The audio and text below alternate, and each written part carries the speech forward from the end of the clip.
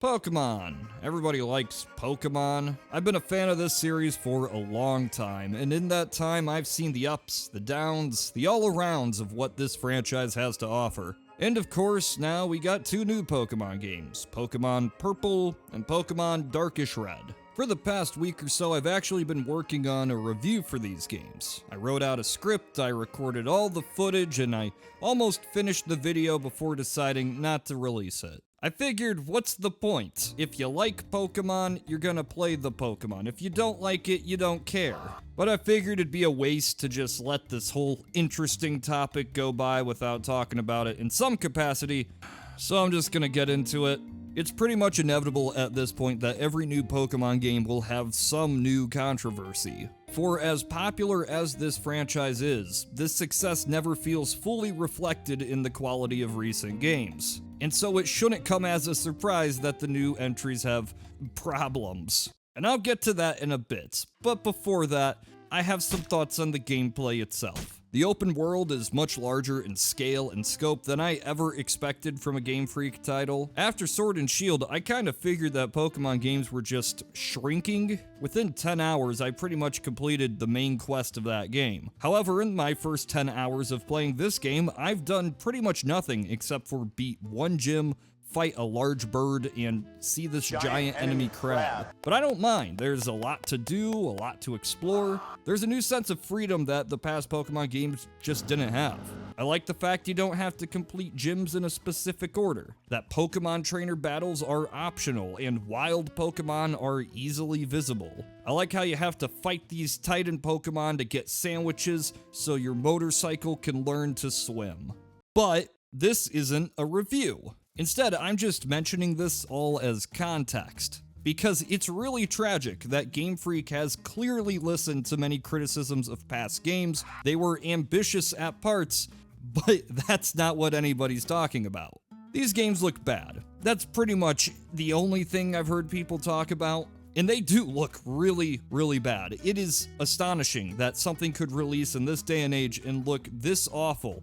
Now, I'm not gonna lie, I'm a bit of a graphics snob, as I demand 120 FPS in most games, and I don't really play on the Switch. Sure, I'll turn the thing on to play a few Nintendo exclusives, but, you know, if a game is on any other platform, I'm gonna pick that over this. But it seems pretty clear that the problems of this game are not just because it's running on the Nintendo Switch. The pop-in is frequent, but this is beyond normal pop-in. Sometimes elements of the terrain just begin to phase in and out of existence. The lighting just breaks. The lighting always seems to break. Look at this. Somebody approved that. I've had this reoccurring issue of my Pokemon just floating in the void after a match as the camera clips below the game world. Sometimes my Plooble just ends up in things. This game sold 10 million units. The animation rate of NPCs is almost constantly this. This is actually one of the more annoying issues because it just happens so frequently. It's an unpleasant mess all around, and everybody seems to have their own take on why this happened, and I figured, well, I better give it a shot. I don't think the issue here is that Game Freak is lazy, inexperienced at rendering and optimizing for 3D visuals on mobile hardware. Maybe, but probably not lazy. I really think the most likely answer to why this game looks this bad, is time. Pokemon games follow a pretty predictable release pattern. The new generation of Pokemon games releases every 3 years on the third Friday of November. This is the way it's been for the past 3 generations, so I'm assuming that's all intentional. These next-gen games have to hit that date because the merch lines, the anime, and every aspect of the Pokemon marketing machine relies on this schedule. And I'm assuming that Game Freak started developing these titles with a far more ambitious setting and the intention on fixing a lot of the complaints by past games, and then global events happened. What we're left with is an unfinished game. With a bit more time to bake in the oven, a lot of these issues could have been solved, but not all of them. Now, within the Pokemon community, there's been a bit of a debate on whether visuals should matter at all if the gameplay is solid. It's a debate that has gone on for decades, and if there wasn't a clear answer before this, I feel there is now.